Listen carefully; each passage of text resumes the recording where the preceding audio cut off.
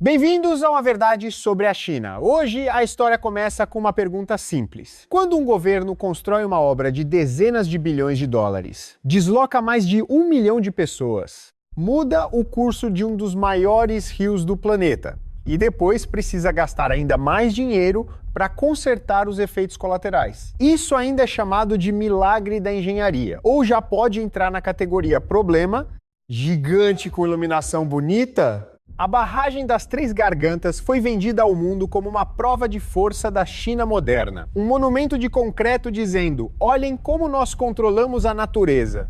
Só que a natureza, como qualquer brasileiro que já viu enchente em cidade mal planejada sabe muito bem, não costuma obedecer PowerPoint de governo. Você pode colocar turbina, bandeira, discurso patriótico e música épica. Mas se o rio, a montanha, o solo e a água resolvem cobrar conta, não adianta chamar de progresso. A conta chega. Oficialmente, a barragem das Três Gargantas é uma das maiores obras de infraestrutura do planeta.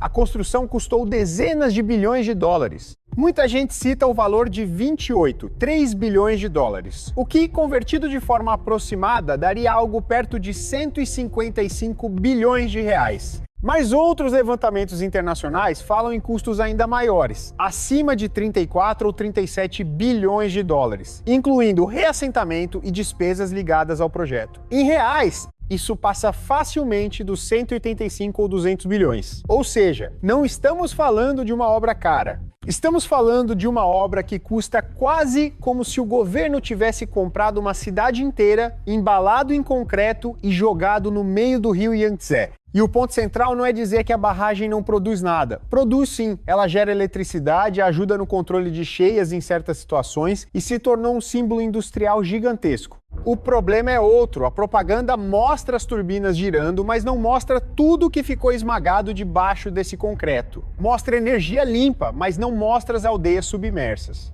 Mostra a modernidade, mas não mostra os alertas técnicos. Mostra o dragão chinês domando o rio, mas esconde que às vezes o dragão precisa contratar pedreiro, geólogo, bombeiro, engenheiro e rezador para lidar com os efeitos da própria bravura. Para construir essa obra, cerca de 4 milhões de pessoas foram deslocadas. Imagine uma população equivalente a uma grande capital brasileira sendo retirada de suas casas porque o mapa do governo decidiu que ali agora seria fundo de reservatório.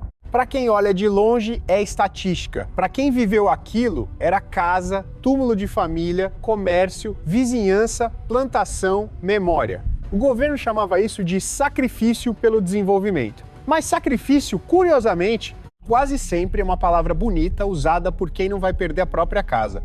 A promessa era grandiosa: controlar enchentes, gerar energia, melhorar o transporte fluvial e transformar o Yangtze numa avenida aquática da modernidade chinesa. Só que grandes obras têm uma mania inconveniente. Elas não obedecem apenas à propaganda. Elas obedecem à física. E a física, ao contrário de funcionário público assustado, não assina relatório só para agradar chefe. Um dos pontos mais delicados da história é a qualidade da construção. Ao longo dos anos, surgiram relatos e críticas sobre problemas no concreto, falhas em eclusas, rachaduras, vazamentos e vazios estruturais em áreas específicas do projeto. Isso não significa de forma automática que a barragem vai desabar amanhã, como alguns alarmistas gostam de gritar na internet. Mas significa algo muito sério. Uma obra desse tamanho não pode se dar ao luxo de ter dúvidas demais acumuladas dentro do concreto. No roteiro original aparecem informações sobre defeitos nas eclusas, incluindo milhares de metros de fissuras e vazamentos, além de centenas de ocorrências registradas. A imagem é forte. Por fora, um símbolo de poder nacional. Por dentro, uma lista de remendos, pressões, correções e perguntas técnicas que nunca foram tão populares quanto as fotos bonitas da inauguração. É como comprar um apartamento de luxo, com fachada espelhada e hall de mármore, e descobrir depois que o encanamento canta pagode às 3 da manhã. Um dos argumentos mais graves envolve a velocidade da obra. Em grandes barragens, o concreto precisa ser tratado com extremo cuidado, porque o calor gerado durante a cura pode criar tensões, fissuras e vazios. Quanto mais rápido se despeja concreto, maior o risco de problema se o controle térmico não for perfeito. E na Três Gargantas, segundo críticas citadas por especialistas, a pressa para bater recordes e cumprir cronogramas teria pressionado os limites da prudência. A palavra progresso fica bonita em discurso, mas na engenharia, pressa demais pode virar rachadura. O mais curioso é que na China, muitas vezes a discussão técnica fica presa dentro de uma gaiola política. Em um país onde grandes obras são usadas para provar a grandeza do partido, admitir falhas não é apenas reconhecer um problema de engenharia, é arranhar um símbolo. E símbolo, em regimes autoritários, costuma receber mais proteção do que cidadão comum. O concreto pode rachar, a encosta pode deslizar, o rio pode mudar, mas o discurso oficial precisa continuar liso como mármore polido. Depois que o reservatório começou a acumular água, outro problema entrou em cena: a transformação ambiental. Uma barragem desse tamanho não é apenas uma parede. É uma cirurgia no sistema circulatório de um território inteiro. O rio deixa de correr como antes. A água fica represada, a sedimentação muda, a umidade muda, a temperatura local muda, as encostas passam por ciclos de encharcamento e secagem. E quando a água sobe e desce repetidamente, ela trabalha em silêncio, como cupim em móvel caro. Regiões ao redor do reservatório passaram a enfrentar preocupações com deslizamentos, instabilidade de encostas e erosão. Isso é especialmente importante porque o reservatório das Três Gargantas ele não fica em uma planície tranquila, daquelas que parecem feitas para cartão postal. Ele está cercado por montanhas, vales e áreas geologicamente sensíveis. Quando você coloca uma massa gigantesca de água ali, não está apenas guardando água, está mudando a pressão sobre o terreno. Está mexendo no equilíbrio das encostas, está dizendo à geologia, segura essa aí para mim. E a geologia às vezes responde, segura você. Há também relatos sobre mudanças climáticas locais e regionais. O reservatório ampliou muito a superfície de água, aumentando a evaporação e alterando padrões de temperatura e umidade. Em algumas áreas, moradores e pesquisadores apontaram verões mais quentes, invernos mais frios, chuvas irregulares e eventos extremos mais frequentes. É claro que clima é um tema complexo e nenhum fenômeno isolado deve ser explicado por uma única causa. Mas ignorar o peso de um reservatório gigantesco também seria ingenuidade. Quando você cria um lago artificial imenso no meio de um sistema natural, não dá para fingir que nada muda. É como colocar uma piscina olímpica dentro da sala e dizer que a umidade da casa continua igual. Outro ponto pouco confortável é o controle de enchentes. A propaganda gosta de dizer que a barragem protege milhões de pessoas das cheias do Yangtze. Em parte, ela pode ajudar. Mas ela também cria uma decisão política delicada. Segurar água demais pode pressionar áreas a montante. Soltar água demais pode afetar áreas a jusante. Em linguagem simples, se abre, alguém reclama. Se fecha, alguém sofre.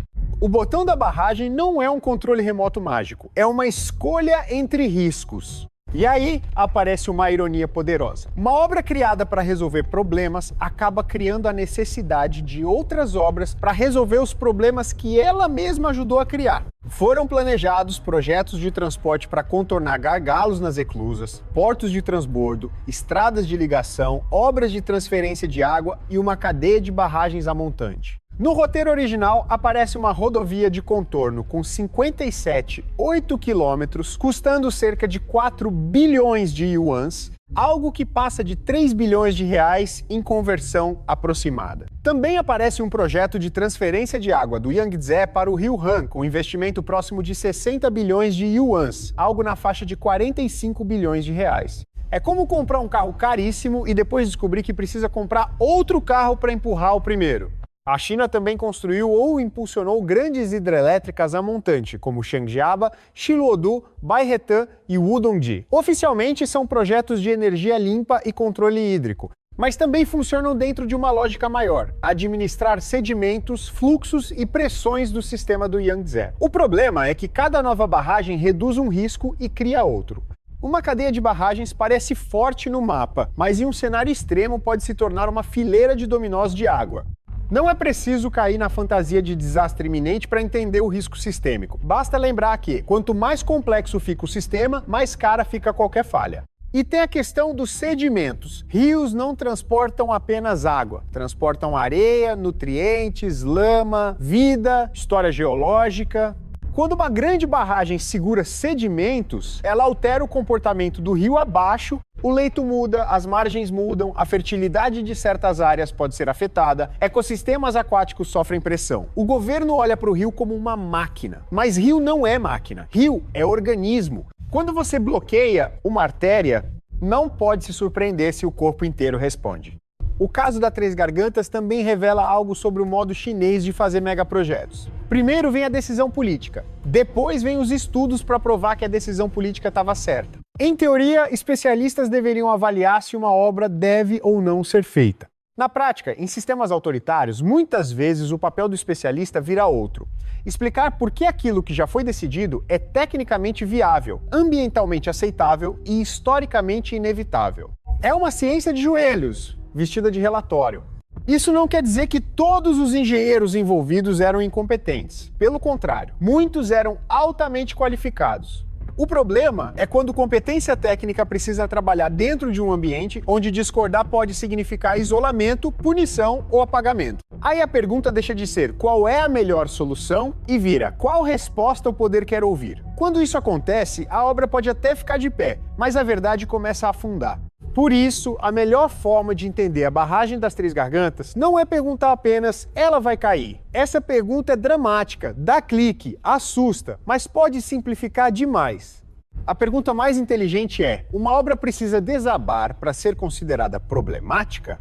Se uma barragem desloca mais de 1 milhão de pessoas, muda ecossistemas, exige correções bilionárias, acumula críticas sobre qualidade e transforma o gerenciamento de um rio inteiro numa operação permanente de alto risco, talvez o fracasso não seja um colapso cinematográfico. Talvez o fracasso seja justamente continuar funcionando enquanto empurra custos invisíveis para a sociedade, para o ambiente e para as próximas gerações. A Três Gargantas ainda está lá, as turbinas giram, a eletricidade é produzida, as fotos oficiais continuam bonitas. Mas por trás do brilho da propaganda existe uma pergunta incômoda: quanto custa controlar a natureza quando a natureza não aceita o contrato? A China construiu a barragem para provar que podia dominar o Yangtze. Só que o rio, as montanhas, o solo e o clima parecem responder com uma lição antiga: você pode erguer concreto contra a água, mas não pode cancelar as consequências. No fim, a barragem das Três Gargantas talvez não seja apenas uma obra de engenharia. É um espelho de um modelo que adora mostrar grandeza, mas tem dificuldade de admitir erro. E quando um erro é do tamanho de uma montanha de concreto, até o silêncio faz barulho.